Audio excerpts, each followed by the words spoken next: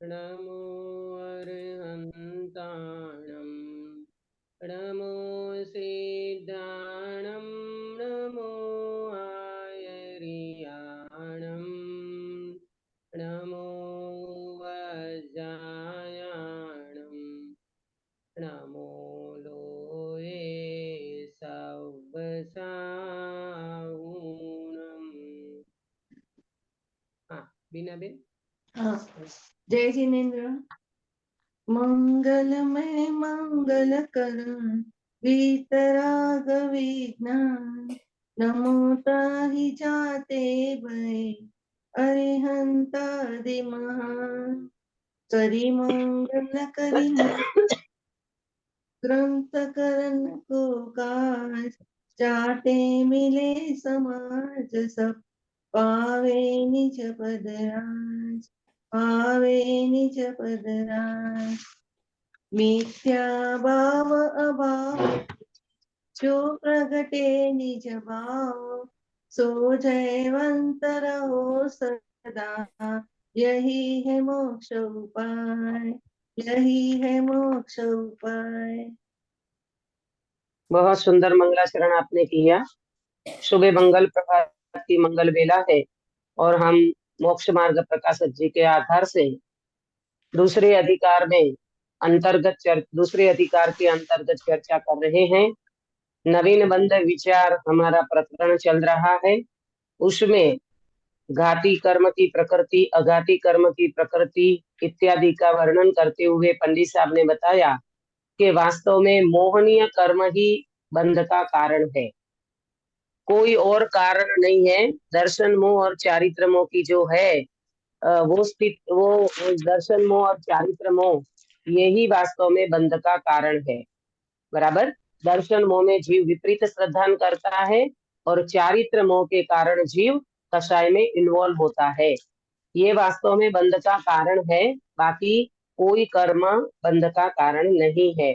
ये चर्चा होने पर अघाती कर्मों की चर्चा में ये बताया कि वास्तव में अघाती कर्मों से तो जीव को सामग्री मिलती है, तो कोई सामग्री बंध का कारण नहीं है, परंतु उस सामग्री के प्रति जो जीव को परद्रव्य के प्रति जो ममत्व भाव होता है, वो ममत्व भाव मिथ्यात्व के कारण होता है। इसीलिए वास्तव में मिथ्यात्व ही बंध का कारण है।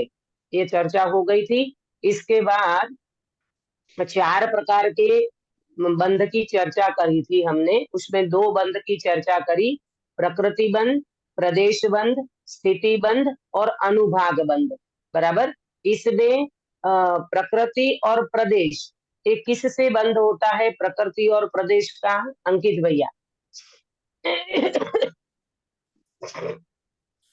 हाँ, प्रकृति बंध, प्रकृति बंध और प्रदेश बंध ये किससे होता है?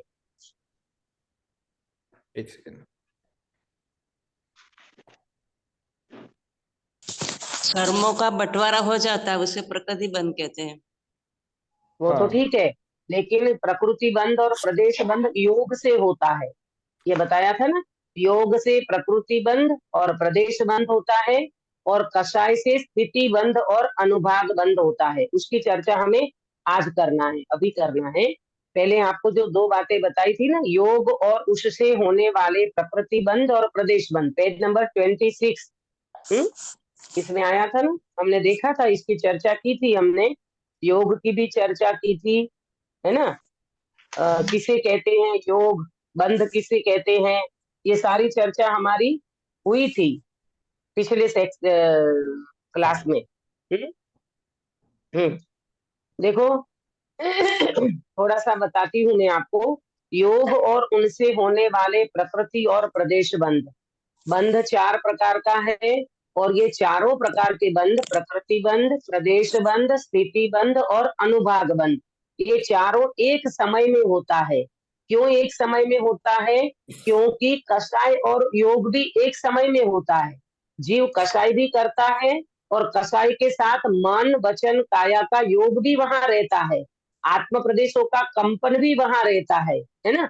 तो इस हिसाब से मन वचन काया इसके निमित्त से होने वाले आत्म प्रदेशों का कंपन, इसको योग कहा। और इस योग के साथ कषाय भी रहती है, तो कषाय और योग ये दोनों मिला करके यानी दोनों होते हुए जीव को 4 प्रकार का बंध होता है। प्रकृति बंध, प्रदेश बंध, स्थिति बंध और अनुभाग बंध। बराबर, प्रदेश बंध और प्रकृति बंध। तो प्रदेश बंध किसको कहा पंकज भाई? प्रदेश बंध की परिभाषा। स्वभाव। प्रदेश पर निश्चित संख्या में आत्मा के साथ कुछ परमाणुओं का चिपकना हाँ, होता है उसे। निश्चित संख्या में आत्मा के साथ कर्म परमाणुओं का चिपकना, उसको कहते हैं प्रदेश बंध। बराबर, बताया था ना हमने आपको, एग्जाम्पल भी दिया था कि भाई अपने को कौन सा एग्जाम्पल दिया था, याद है किसी को? इसमें खाना एग्जाम्पल भी दिया था, खाना खाते बोलो। वो नहीं, खाना खाते हैं वो तो सप्त धातु रूप परिणामित होता है। इसमें मैंने कोई वो भी दृष्टांत दिया था अमाउंट का, कोई कोई हाँ, कोई अगर 5 आपको लाख कोई रुपए का। स्कीम लेते हो और उस स्कीम में आपको कोई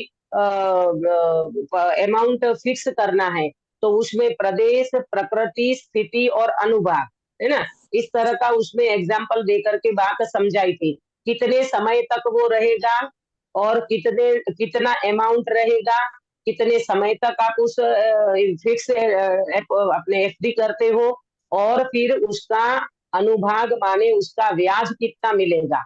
ये हमने एक एग्जाम्पल से आपको ये बात समझाई थी।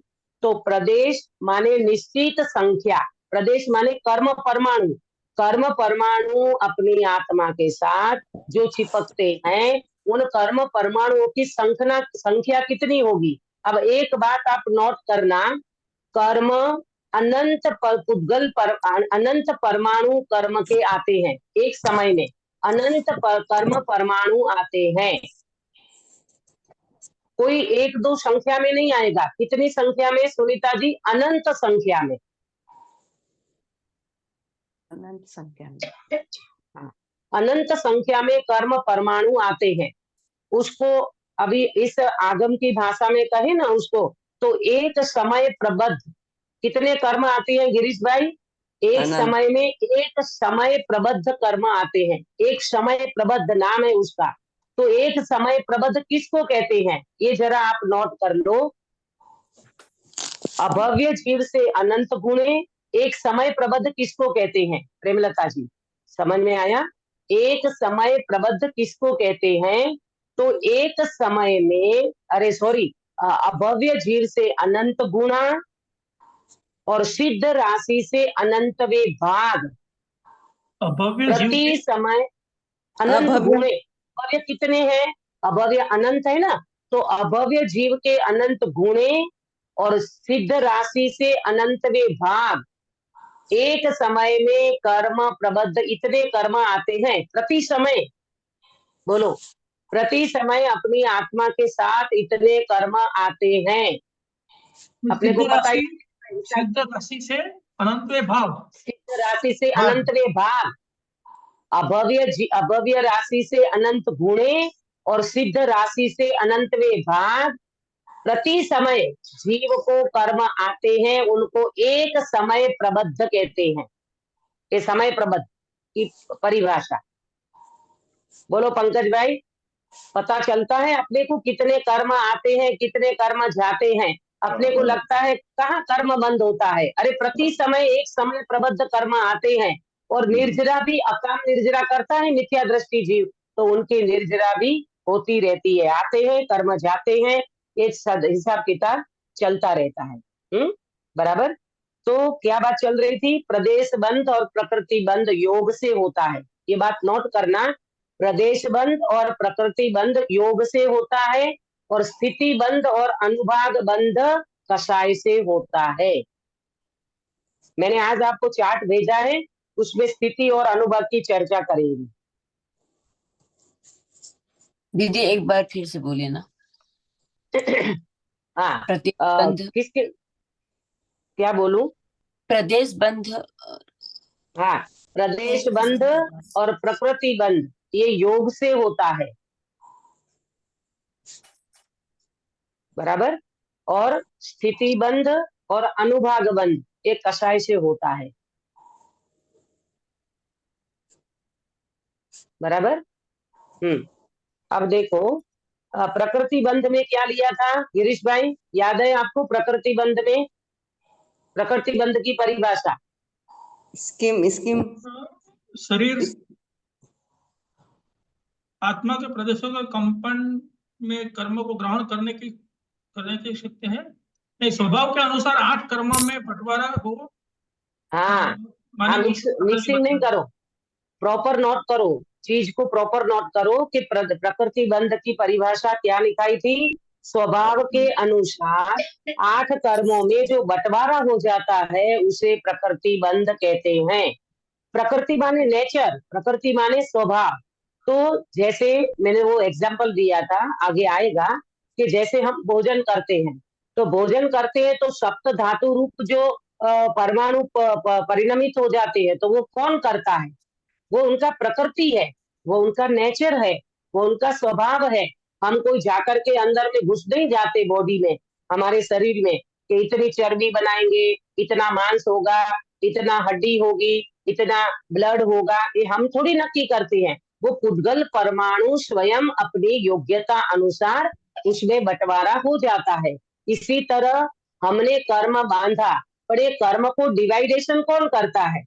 ये कर्म का बंटवारा कौन करता है काश्मीरा बेन? दीदी अपने आप ही होता है। हाँ, ये प्रकृति बंध प्रकृति करती है, ये कर्म की, हाँ, ये कर्म की प्रकृति के अनुसार, उनके स्वभाव के अनुसार ये 8 कर्मों में बंटवारा जो हो जाता है उसको कहते हैं प्रकृति बंध। पंकज भाई समझ में आया बीना बेन?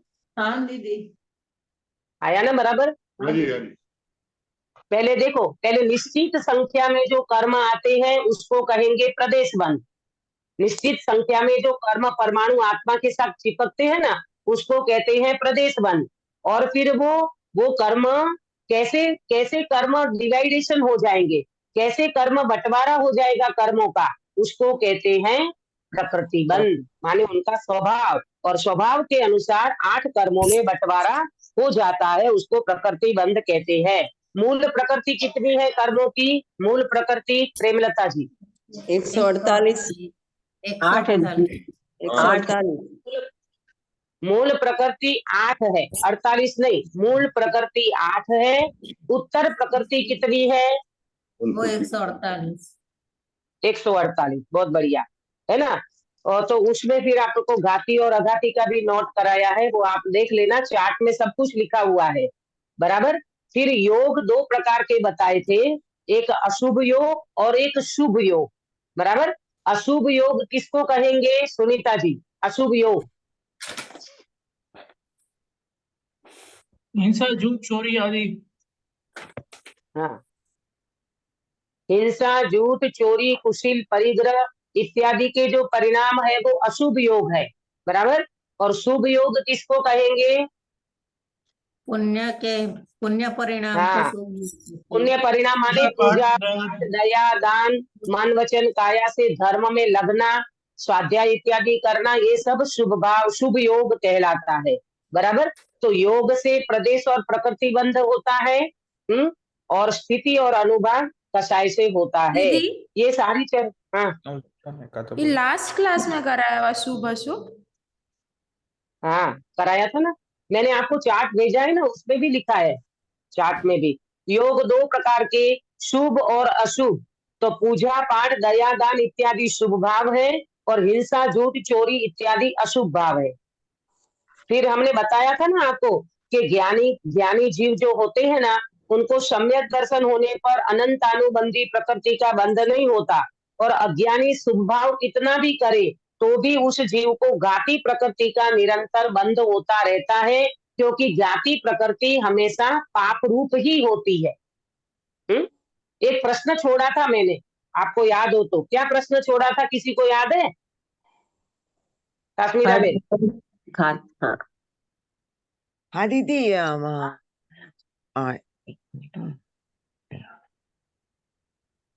प्रश्न ही भूल गए।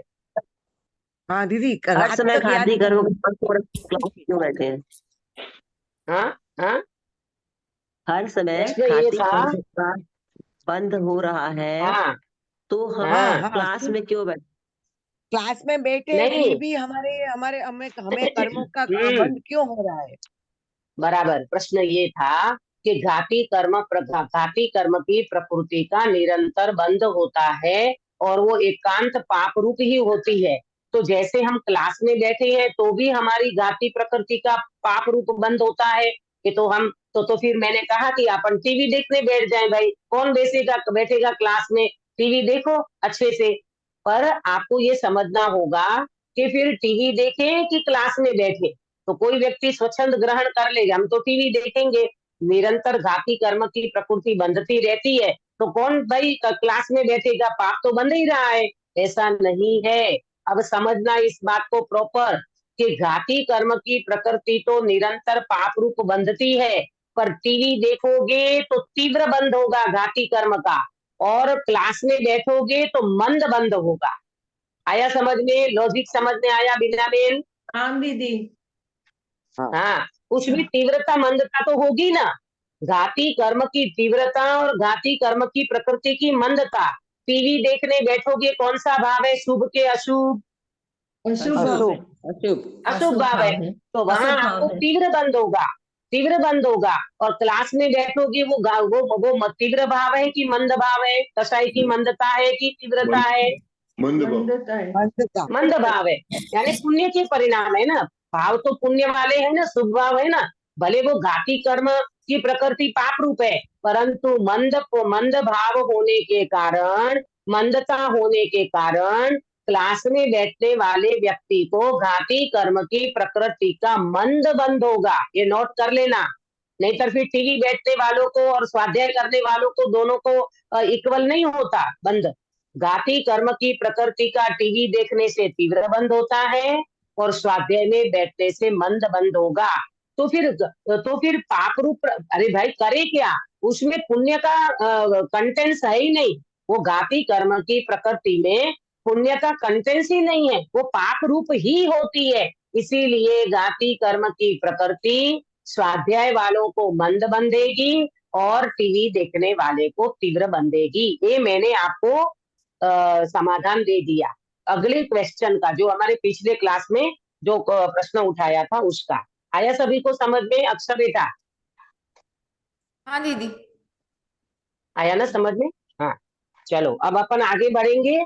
आगे बढ़ेंगे उसमें क्या लेना है, आज अपने को स्थिति और अनुभाग वाला लेना है। परंतु इसमें जरा सी चर्चा शेष रह गई थी, उसको पहले में पढ़ लेते हैं अपन। पेज नंबर 27 पेज नंबर के ऊपर ध्यान से सुनना। विशेष इतना मिला, दूसरा पैरा। विशेष इतना कि योग दो प्रकार का है, शुभ योग और अशुभ योग।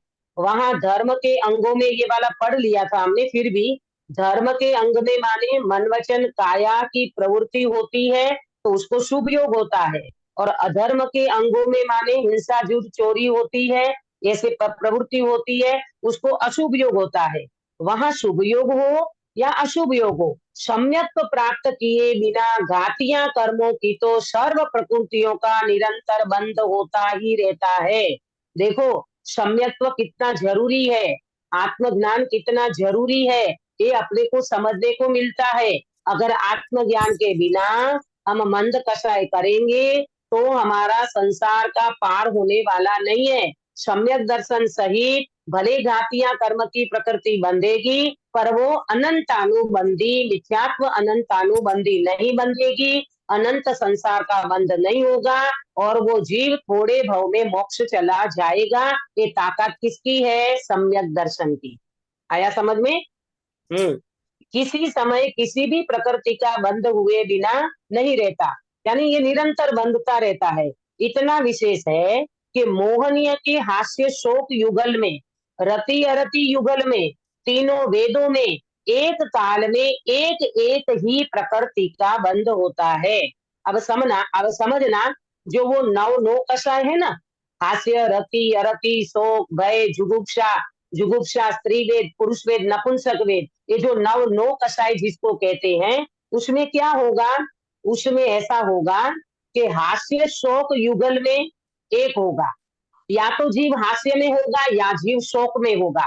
तो दोनों में से कौन सी प्रकृति बंधेगी, एक बंधेगी, या हास्य या शोक, बराबर। फिर दूसरा बताया रति अरति, रति अरति, रति के परिणाम अरति के परिणाम, उसमें से एक बंधेगा। फिर तीन वेद, तीन वेद कौन से होते हैं, तीन वेद कौन से होते हैं गिरीश भाई? पुरुष वेद नपुंसक वेद, वेद, पुरुष वेद, नपुंसक वेद, इसमें से एक वेद का बंध होगा।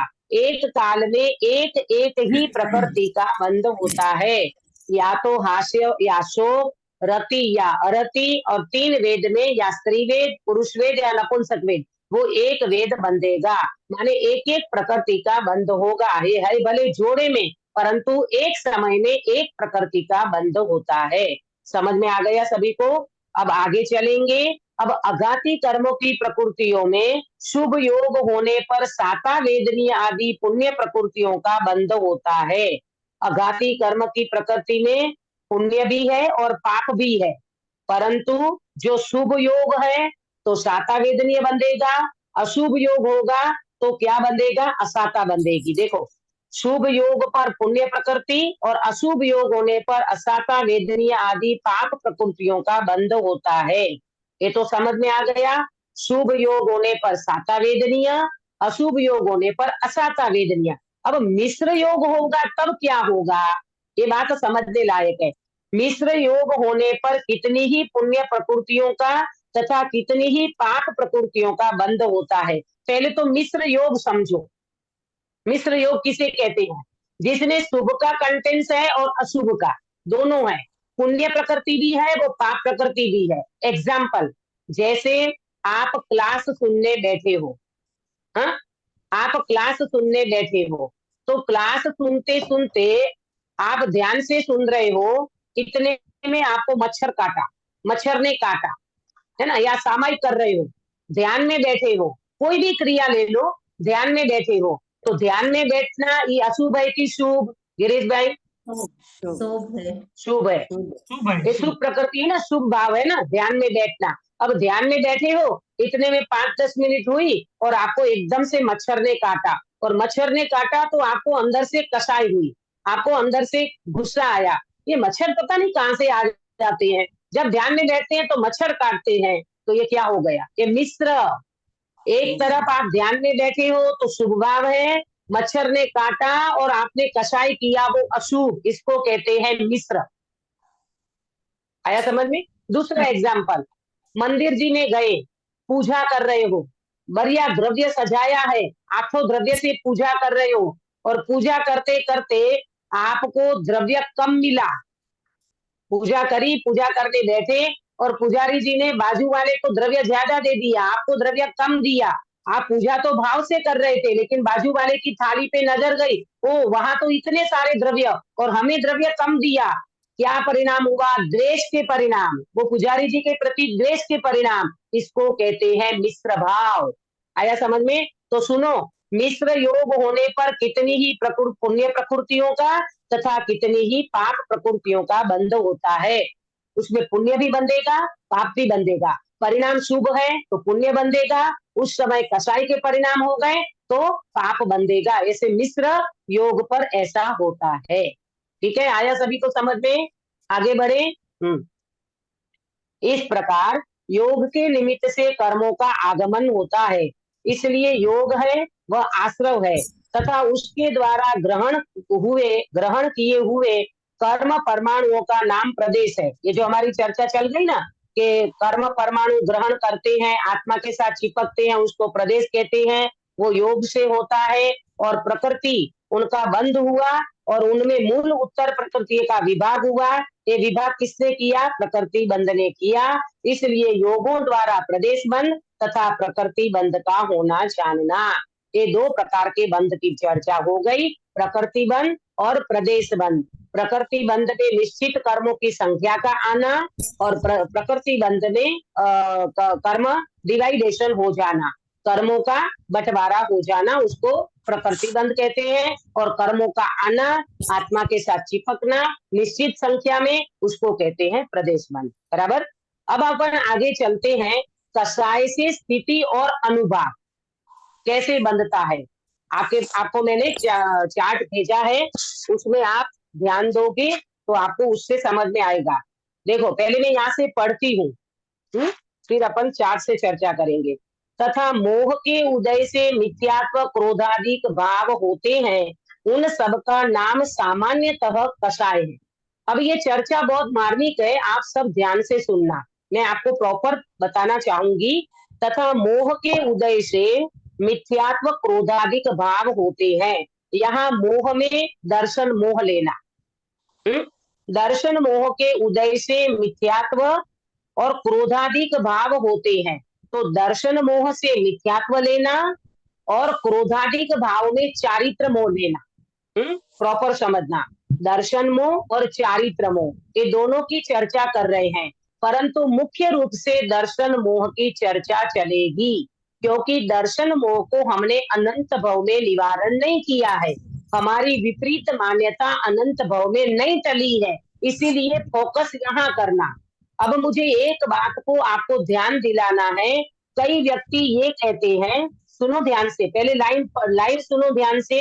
तथा मोह के उदय से मिथ्यात्व क्रोधादिक भाव होते हैं, उन सबका नाम सामान्यतः कसाय है। अब सुनो कि कसाय कह करके लोग इसका अर्थ ऐसा निकालते हैं कि क्रोध करने से कर्म बंधता है, कसाय करने से कर्म बंधता है। तो कसाय में व्यक्ति मात्र क्रोध को ही समझता है, उसमें मान माया लोभ इसको भी नहीं समझता और मिथ्यात्व को भी नहीं समझता। आप मुझे बताना, ये लाइन पढ़ करके मिथ्यात्व को यहाँ कसाय कहा कि नहीं कहा, सुनीता जी? हाँ दीदी। काश्मीरा बेन? हाँ दीदी, मिथ्यात्व को कसाय कहा। यहाँ मिथ्यात्व को कसाय कहा, और बड़े बड़े आचार्य जिसका नाम धराया जाता है वो भी ये कहते हैं कि मिथ्यात्व तो अकिंचित कर है, कसाय से कर्म बंद होता है। बताओ, हद हो गई। यहाँ मिथ्यात्व को कसाय कहा है, और मिथ्यात्व से आपको पता है दर्शन मोह मोहनीय कर्म से ज्यादा दर्शन मोह की स्थिति कितनी है, कौन बताएगा सभा में से? सिद्धे क्रोड़ा क्रोड़ी तो टोटल मोहनीय की है ना, सिद्धे क्रोड़ा क्रोड़ी। हाँ, तो 70 कोड़ा कोड़ी माने 70 कोड़ा कोड़ी सागरो पमनु जे कर्म બંધાય ને એને દર્શન મોહ કહેવાય। એનાથી વધારે કર્મ બંધાતું નથી, पर दर्शन मोह की जो 70 कोड़ा कोड़ी सागर की स्थिति है वो मिथ्यात्व से बंधती है। बताओ, मिथ्यात्व से बंधती है, कसाई की स्थिति इतनी है नहीं, और कसाई की स्थिति नहीं है इतनी, उसकी 40 की हो सकती है और 20 की हो सकती है, परंतु दर्शन मोहनीय कर्म की स्थिति है 70 कोड़ा कोड़ी सागर की। और लोग कहते हैं कसाई से कर्म बंधते हैं, मिथ्यात्व से तो कर्म बंधती नहीं है। अरे भगवान, हद हो गई। यहाँ तो मिथ्यात्व को कसाय कहा है, आया समझ में? ये देखो, शास्त्र पढ़ने पर भी अर्थ निकालना नहीं आता ना, ये तो गुरुदेव की बलियारी समझो। अपने को इतना फोकस करके गुरुदेव ने हाईलाइट किया है मिथ्यात्व रूपी कसाय को, कि जीव तो मिथ्यात्व सहित जो कसाय करता है, यानी मिथ्यात्व ही कसाय है, और ये मिथ्यात्व के साथ तेरा निगोद में जाना होगा। और कसाई के साथ तू भले अपन बोलते ना सप्त व्यसनी जीव कहाँ जाता है, ज्यादा पाप करे सप्त व्यसनी तो कहाँ जाएगा बीना बेन? सातवीं नरक में। हाँ, सप्त व्यसनी जीव कसाय करेता, कसाय है ना सप्त व्यसन, तो सप्त व्यसन पाप है, सप्त व्यसन की परिणाम की प्रकृति है, तो वो ऐसा सप्त व्यसन करने वाला जीव तो नरक में जाएगा, परंतु मिथ्यात्व का सेवन करने वाला जीव निगोद में जाता है। तो मिथ्यात्व का पाप ज्यादा कि सप्त व्यसन का पाप ज्यादा? मिथ्यात्व का पाप ज्यादा है। तो मेरा फोकस इसलिए कराना है कि मिथ्यात्व को कसाय कहा है। गिरीश भाई, आपको ये चर्चा समझ में आई? मिथ्यात्व कसाय है, अकेला क्रोध मान माया लोभ को कसाय मत समझो। हम गुस्सा करते हैं उसको कसाय मत समझो। अरे अनंतानुबंधी कसाय किसे कहते हैं मालूम? अनंतानुबंधी क्रोध की परिभाषा मुझे सभा में से कौन बता सकता है? अनंतानुबंधी क्रोध, काश्मीरा बेन। मिथ्यात्व और अज्ञान, मिथ्यात्व अज्ञान सहित, हाँ मिथ्यात्व और अज्ञान सहित जो जीव होता है उसे मतलब उसे अनंतानुबंधी कषाय कहते हैं ना। मिथ्यात्व और अज्ञान से जीव जो कर्म बांधता हाँ। है उसे आप है अनंतानुबंधी ना, कषाय हाँ, कहते हैं। आप उसका प्रॉपर जवाब इस तरह से देना चाहिए आपको कि अनंतानुबंधी क्रोध किसे कहते हैं? अनंतानुबंधी क्रोध स्वभाव के प्रति अरुचि, आत्मा के प्रति अरुचि भाव, आत्मा की बात रुचना नहीं, इसका नाम है अनंतानुबंधी क्रोध। हाँ बराबर। बोलो अंकित आत्मा भैया। के प्रति। अपन तो ये समझे कि कोई व्यक्ति चार तमाचा लगा दे, आंख लाल कर दे, भ्रुकुटी चढ़ा दे, है ना, उसको अपन कसाय समझते हैं, क्रोध समझते हैं। क्रोध की परिभाषा जैन दर्शन अध्यात्म में अलग है भाई, समझना प्रॉपर गिरीश भाई। आया समझ में? अनंतानुबंधी क्रोध माने आत्मा की अरुचि, जिसको आत्मा रुचे नहीं, जिसको आत्मा की बात गमे नहीं, वो वास्तव में अनंतानुबंधी क्रोध है। बताओ फिर अपना अंदर में चेक करना कि हमको आत्मा की रुचि है कि अरुचि है, हमें स्वभाव की बात अच्छी लगती है कि नहीं लगती है, ये प्रॉपर अपना चेक करना। आप कहोगे दीदी हम सुबह सुबह 6 बजे 5 बजे उठते हैं तब आपकी क्लास अटेंड कर पाते हैं 6 बजे, तो हमको रुचि नहीं है क्या? अरे आपको रुचि है, लेकिन आत्मा की रुचि है कि नहीं वो चेक करना। हमें कोई करणानुयोग का विषय, कोई अन्य प्रथमानुयोग का विषय रुचता है कि वास्तव में हमें आत्मा रुचता है, और आत्मा के अकॉर्डिंग अगर अपन ये सारी चर्चा सुनते हैं तो समझना कि मुझे आत्मा की रुचि है। आया समझ में? ये अपना अपना चेक करना।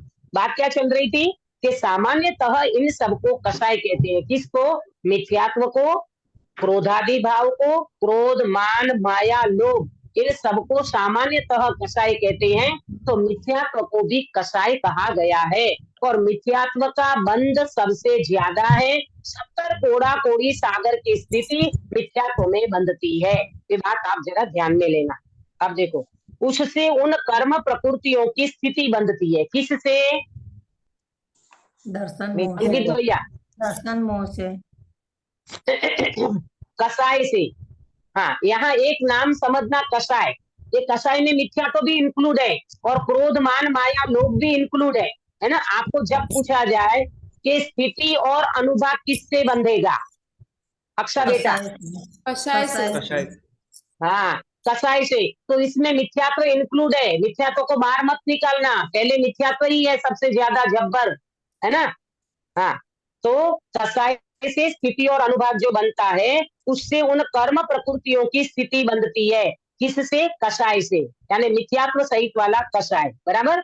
वहां जितनी स्थिति बंधे उसमें अबाधा काल को छोड़कर पश्चात जब तक बंधी स्थिति पूर्ण हो तब तक प्रति समय उस प्रकृति का उदय आता ही रहता है। अब आपको इसमें कुछ भी समझ में नहीं आया होगा, आप चार्ट निकालिए, जो मैंने चार्ट भेजा है वो चार्ट से समझाऊंगी। अब देखो, पहले तो अबाधा काल किसको कहते हैं इसको समझो, है ना। थोड़ा सा देखो, मुझे मालूम टोडरमल जी साहब का बड़ा बहुमान आता है, वास्तव में गौरव आता है टोडरमल जी साहब का। आपको पता है ये प्रकृति बंध, प्रदेश बंध, स्थिति बंध और अनुभाग बंध ये कौन से शास्त्र में है? षटखंडागम। षटखंडागम शास्त्र में महाबंध में इसकी चर्चा है। और कितने पेज हैं अंकित भैया? सुन लो, एक एक बंध का स्थिति बंध, प्रकृति बंध, प्रदेश बंध, अनुभाग बंध में 1,000 के 7,000 पेज के लिखे हुए हैं वो सारी चर्चा। और अपने को पंडित साहब ने मात्र 2 पेज में अपने को शॉर्ट में समझा दी। किसकी चर्चा? प्रकृति बंध, प्रदेश बंध, स्थिति बंध और अनुभाग बंध। और महाबंध में इसकी 7,000 पेज में 1,000 पेज के 7,000 पेज में उनकी बड़ी चर्चा है। उसको अपने पंडित साहब ने शॉर्ट में समझा दी। कितना उपकार है पंडित साहब का कि अपने को इतने बड़े शास्त्र हम नहीं पढ़ सकते, शॉर्ट में हमको उनका रहस्य समझा दिया है ना। मैं तो कहती हूँ मालूम, ये एक मोक्ष मार्ग प्रकाशक जी शास्त्र आप प्रॉपर पढ़ लोगे ना तो 70% आपके सारे सिद्धांत क्लियर हो जाएंगे। कोई चर्चा पंडित साहब ने बाकी नहीं रखी है। 7 तत्व की चर्चा, 6 द्रव्यों की चर्चा, 4 बंध की चर्चा, फिर उभयाभासी मिथ्या दृष्टि की चर्चा, ग्रहित मिथ्यात्व की चर्चा, अग्रहित मिथ्यात्व की चर्चा, फिर कुदेव कुगुरु कुशास्त्र से कैसा प्रॉब्लम होती है वो चर्चा, यानी सारी की सारी चर्चा, अरे मोक्ष मार्ग की चर्चा, सारी चर्चा पंडित साहब ने एक मोक्ष मार्ग प्रकाशक जी शास्त्र में लिख दी है। हम इनको अगर प्रॉपर पढ़ लेंगे तो हमारी सारी समस्याओं का समाधान होगा। और मैंने इसीलिए ये शास्त्र आपको पढ़ाने का मन की बनाया कि अपन साथ में इसको पढ़ ले एक बार। ख्याल में आया? अब क्या बात चलेगी अपनी अबाधा काल। देखो चार्ट में देखो, अबाधा काल किसे कहते हैं कि जो कर्म हमने बांधा वो जब तक उदय में नहीं आता है तब तक के समय को अबाधा काल कहते हैं। एग्जाम्पल, जैसे मैंने 100 साल का अशाखा वेदनीय बांधा, तो अब 100 साल का बंधा हुआ अशाखा वेदनीय 1 साल तक वो उदय में नहीं आएगा। ये नियम है, 1 साल तक वो उदय में नहीं आएगा। तब तक के समय को क्या कहेंगे प्रेमलता जी? हाँ, तब तक के समय को अबाधा काल, माने वो आपको अभी डिस्टर्बेंस नहीं करेगा। अ माने नहीं, बाधा नहीं डालेगा आपको अभी, क्या आपको अभी वर्तमान में वो कर्म कोई डिस्टर्बेंस नहीं करेगा, इसको कहते हैं अबाधा काल। अक्षा बेटा आपको समझ में आया? हाँ दीदी। हाँ जरा एक्सप्लेन करोगे? कि कोई कर्म मैंने आगे के कर्म बांध लिए हैं, जो 100-200 साल के कर्म बांध लिए हैं, पर 1 साल तक वो उदय में नहीं आएंगे, तो वो 1 साल को अबाधा काल कहेंगे। बहुत बढ़िया, उतने काल को अबाधा काल कहेंगे। हाँ अब देखो मिनिमम टाइम जो लिखा है, एक कोड़ा कोड़ी सागर, एक कोड़ा कोड़ी सागर का 100 वर्ष उसका अबाधा काल होता है। तो अभी एक कोड़ा कोड़ी माने क्या? एक कोड़ा कोड़ी किसको कहते हैं? कोई सभा में से बताएगा एक कोड़ा कोड़ी माने क्या? करोड़ गुणिया करोड़। हाँ बहुत बढ़िया, crore into crore is equal to कोड़ा कोड़ी सागर। हाँ, एक कोड़ा कोड़ी सागर माने crore into crore is equal to एक कोड़ा कोड़ी सागर। तो एक कोड़ा कोड़ी सागर का मिनिमम 100 वर्ष का क्या पड़ेगा? अबाधा काल पड़ेगा। तो 70 कोड़ा कोड़ी सागर का कितना पड़ेगा अंकित भैया? 700 नहीं 7000। 7000 वर्ष का उनका अबाधा काल पड़ेगा। ख्याल में आया? 30 कोड़ा कोड़ी का कितना पड़ेगा? 30,000 3,000 वर्ष का पड़ेगा। 50 कोड़ा कोड़ी का कितना पड़ेगा? 5,000 वर्ष। तो इसी तरह से आप इतना कर्म बोल रहे हो कि इतना कर्म एक टाइम पे कोई बांध सकता है, 1 कोड़ा करोड़ी सागरोपम तक का? हाँ हाँ, एक कोड़ा कोड़ी सागर का अगर किसी व्यक्ति ने कर्म बांधा है, उस व्यक्ति को अबाधा काल पड़ेगा 100 वर्ष का। अरे अक्षा बेटा, 70 कोड़ा कोड़ी सागर का दर्शन मुनिया का कर्म बांधता है जीव। 70 कोड़ा कोड़ी सागर, कितना जबरदस्त है वो कोड़ा कोड़ी सागर। 70 इतना कर्म भी मालूम कब बनता है? ये ग्रहित मिथ्यात्व, ये देव देवी को मानना, कुदेव कुगुरु कुशास्त्र इसको मानना, हाँ, और उनके अनुसार उस जीव उनकी प्रवृत्ति करे। पंकज भाई आपको समझ में आया? ये देव देवियों की मान्यता, ये अम्बे माँ, फलानी माँ, ढिकड़ा माँ, पुचड़ा माँ, ये तुम्हारे क्या बोलते आपको, ये करते ना जो ज्वार भट्टा करते ना जो देवियों के पास जाकर के अपने कुल देवी ये कुल देवी वगैरह को मानना, इससे ग्रहित मिथ्यात्व बंधता है। और वो 70 कोड़ा कोड़ी सागर का है ये मिथ्यात्व, जबरदस्त, अपने को पता ही नहीं चलता है। अपन बड़े होश से जाते हैं गांव में जुआर करने को, और ये देवी को और वो देवी को, ये परसा माता, ये देवी माता, वो देवी माता। अरे भैया, ये ग्रहित मिथ्यात्व तुम्हें वास्तव में कभी भी संसार से पार नहीं उतारेंगे कोई देव देवी। समझ लेना, वितरागी देव के अलावा मेरे कोई देव नहीं है, निर्ग्रंथ गुरु के अलावा मेरे कोई गुरु नहीं है, और समझ लेना जिनवाणी माता के अलावा मेरी जगत पे कोई माता नहीं है। इतना देव शास्त्र गुरु के प्रति, वितरागी देव शास्त्र गुरु के प्रति जीव को जब तक श्रद्धा नहीं होगा तब तक 70 कोड़ा कोड़ी सागर का मिथ्यात्व बंधेगा। ये गुरुदेव ने अपने को वितरागी देव शास्त्र गुरु का भेटा कराया, अनंत उपकारे महापुरुष का। नहीं तो पड़े होते अपन वो संप्रदाय की चीला चालू, कुलदेवी को मानना, इसको मानना, उसको पूजना, फलानी मेलड़ी माता, ये माता, वो माता। अरे रे प्रभु, एक वितरागी देव के अलावा जगत में मेरे कोई देव नहीं है। बोलो गिरीश भाई, कितना बचाया है अपने को गुरुदेव श्री ने। क्या उपकार है उन महापुरुष का, बोलो। हाँ, ख्याल में आता है? अपने को पता नहीं चलता गिरीश भाई, ये बैठा बैठा जीव मिथ्या तो बांधता है, कुदेव को, कुगुरु को, कुधर्म को, जहाँ कोई ठिकाना नहीं है स्वभाव का, जहाँ कोई पता ही नहीं है देव शास्त्र गुरु का। ऐसे व्यक्तियों को झुकना, ऐसे व्यक्तियों को मानना, ऐसे व्यक्ति की पूजा करना, ये वास्तव में ग्रहित मिथ्यात्व है जो 70 कोना कोड़ी सागर का बंद कराता है। अक्षर बेटा, आपको समझ में आया? दीदी इसमें निर्जरा भी होगी ना, अगर वरना अभी अगर मेरा अबाधा काल चालू है और उसमें मैंने, तो वो अबाधा काल में सम्यक दर्शन हो सकता है, और अगर हो सकता है तो वो उतने काल का फिर भी भोगना पड़ेगा कर्म। हाँ देखो, ऐसा है, आपका प्रश्न अच्छा है कि जब तक अबाधा काल है, बहुत अच्छा है, बहुत अच्छा प्रश्न किया। अबाधा काल के समय में अगर आप सम्यक दर्शन कर लोगे तो बहुत अच्छी बात है, वो आपको 70 कोड़ा कोड़ी वाला, पहले तो सबसे पहले अच्छा ग्रहित मिथ्यात्व छूट जाएगा, आपके अंदर में सच्चे देव शास्त्र गुरु का श्रद्धान होगा। मालूम, अपन कुदेव कुगुरु को इसलिए मानते हैं, ये जो सब मान्यता करते हैं ना, सेदी के साईं बाबा के पास जाते हैं, कोई गणेश जी के पास जाते हैं, कोई और जगह पे जाते हैं, उन सबको अंदर में संसार के 5 इंद्रिय विषय भोग की ही कामना रहती है।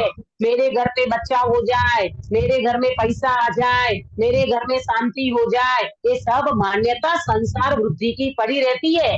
अगर आपने अबाधा काल के दरमियान ग्रहित मिथ्यात्व को छोड़ा, फिर अग्रहित मिथ्यात्व माने शरीर और आत्मा के बीच में भेद विज्ञान किया, राग और ज्ञान के बीच में भेद विज्ञान किया, शरीर कर्म कसाई के बीच में भेद विज्ञान कर लिया, और शुद्धात्मा का वेदन कर लिया, यानी सम्यक दर्शन कर लिया, तो आपका ज्यादा से ज्यादा संसार अर्ध पुद्गल परावर्तन ही रहेगा। दीदी बोलो। हाँ, जैसे मतलब ये गृहित मिथ्यात्व है, कुदेव कुमार संसार में है, और मतलब परिवार के बीच में और करना पड़ता है, तो फिर क्या भाव से करे कि अपन को कर्म भी नहीं बंधे, और यदि अपने को श्रद्धा, लेकिन उनको मतलब उनका लिए। हाँ, तो हाँ, समझ गए आपका प्रश्न कि दीदी हम गृहस्थाश्रम में रहते हैं, हमें जब मजबूरी में करना पड़ता है, देव देवियों की मान्यता, ये वो जो भी कुछ हो, मैं उसमें इतना ही समाधान दे सकती हूँ, वैसे होना ही नहीं चाहिए अपने। आप अंदर के अभिप्राय में बिल्कुल सम्यक रखो कि मेरे देव वितराग हैं, अरिहंत देव के अलावा मेरे कोई देव नहीं है, निर्ग्रंथ गुरु के अलावा मेरे कोई गुरु नहीं है, और जिनवाणी माता के अलावा, यानी भगवान की ओम ध्वनि में आए हुए, दिव्य ध्वनि में आई हुई जो जिनवाणी है, वो ही वास्तव में सच्चे शास्त्र हैं। अब रही बात आपकी घर गृहस्थी की, तो उसमें तो अपन क्या कह सकते हैं भाई, अपना अभिप्राय अपन सम्यक रखें, वो करना पड़ रहा है, वो एक मजबूरी कहो कि जो भी हो, लेकिन आप जैसे जैसे अंदर में भावना को अंदर में प्रॉपर बनाते जाओगे और अभिप्राय सम्यक करते जाओगे, तो धीरे धीरे धीरे धीरे पुण्य का उदय ऐसा आएगा कि आपको घर में भी फिर आप नहीं करोगे, नहीं मानोगे, तो भी आपको कोई प्रॉब्लम नहीं होगा। ऐसी स्थिति भी बन सकती है, और ना बने तो आप अपने अभिप्राय को तो बिल्कुल प्रॉपर रखो कि मुझे वितरागी देव के अलावा किसी देव को नमस्कार नहीं करना है। ये आपका अंदर का अभिप्राय प्रॉपर रखना चाहिए। समय हो चुका है, इसलिए अपन कल चर्चा करेंगे। पहले मैंने आपको अबाधा काल इसमें समझाया है, तो ये अबाधा काल जो है, जो कर्म हमने बांधा वो उदय में जब तक नहीं आता है, इन बीच के पीरियड को कहते हैं अबाधा काल। जैसे 100 साल का किसी ने असाता वेदनीय बांधा, 1 साल तक वो कर्म उदय में नहीं आएगा, तब तक के समय को अबाधा काल कहते हैं। अब ये मिनिमम काल बताया है अबाधा काल का, एक कोड़ा कोड़ी सागर और उसमें अबाधा काल पड़ेगा 100 वर्ष का। कोई व्यक्ति 70 कोड़ा कोड़ी सागर का अगर कर्म बांधा है तो उसका अबाधा काल पड़ेगा 7,000 वर्ष, यानी 7,000 वर्ष तक वो व्यक्ति को वो कर्म उदय में नहीं आएगा। इसके बीच में अगर वो व्यक्ति पुरुषार्थ उठा करके ग्रहित अग्रहित मिथ्यात्व को छोड़ करके सम्यक दर्शन की प्राप्ति कर लेगा तो वो व्यक्ति का मैक्सिमम टाइम अर्ध पुद्गल परावर्तन संसार काल रहेगा। ये मैक्सिमम टाइम, मिनिमम वो 3-4 भव में व्यक्ति मोक्ष चला जाएगा। ये सम्यक दर्शन की बलियारी है। हम सब ऐसे ग्रहित अग्रहित मिथ्यात्व से छूटे और अपने जीवन में मिथ्यात्व को सबसे बड़ा शत्रु समझे, विपरीत मान्यता को सबसे बड़ा समझे और ग्रहित मिथ्यात्व अग्रहित की पुष्टि करने वाला है, इसीलिए ग्रहित मिथ्यात्व तो कतई संभव नहीं रखे, माने वो चला ही नहीं अपने अंदर में, और अपने अग्रहित मिथ्यात्व को छोड़ने के लिए वास्तविक पुरुषार्थ करें, सच्चा पुरुषार्थ करें, सम्यक पुरुषार्थ करें, वेद विज्ञान का अभ्यास करें कि वास्तव में शरीर कर्म कषाय इन सब से भिन्न मेरा चैतन्य भगवान, यही वास्तव में मैं हूँ। उसका आश्रय करें, उसका लक्ष्य करें, लक्षण से उनको पहचाने कि क्या है ये मेरा जानना, ये जानना वास्तव में जाननहार को दर्शा रहा है। इस तरह से भेद विज्ञान करके हम सब मोक्ष मार्ग में अमोक्ष मार्ग को प्रशस्त करें। इस मंगल भावना के साथ अभी की बात को विराम देती हूँ। निज निधि निज में बताई यह अनंत उपकार है, इसके लिए दिनवाणी माँ को वंदना सतबार है, वंदना सतबार है। गिरीश भाई आयो सर्ग कराइए। नमो ओरियंताणं नमो सिद्धाणं नमो आयर्याणं नमो वज्रायणं नमो लोये सवसावणं। नमो ओरियंताणं नमो सिद्धाणं नमो आयर्याणं नमो वज्रायणं नमो लोये सवसावणं। नमो ओरियंताणं नमो सिद्धाणं नमो आयर्याणं नमो वज्रायणं नमो लोये सवसावणं। नमो ओरियंताणं नमो सिद्धाणं नमो वज्रायणं नमो लोये सवसावणं। नमो ओरियंताणं नमो सिद्धाणं नमो आयर्याणं नमो वज्रायणं नमो लोये सवसावणं। नमो ओरियंताणं नमो सिद्धाणं नमो आयर्याणं नमो वज्रायणं नमो लोये सवसावणं। नमो ओरियंताणं नमो सिद्धाणं नमो आयर्याणं नमो वज्रायणं नमो लोये सवसावणं। नमो ओरियंताणं नमो सिद्धाणं नमो आयर्याणं नमो वज्रायणं नमो लोये सवसावणं। नमो ओरियंताणं नमो सिद्धाणं नमो आयर्याणं नमो वज्रायणं नमो लोये सवसावणं। नमो ओरियंताणं। बोलो अंतर्मुख मुद्राधारी सर्व जिनेन्द्र भगवान की जय हो। नित्य बोधि में गिरवाणी माता की जय हो। 3 करोड़ 9 करोड़ सर्वे वितरागी महामुनि राजो की जय हो। परम अहिंसा वितरागी जैन धर्म की जय हो। सभी को जय जिनेन्द्र। जय जय। कल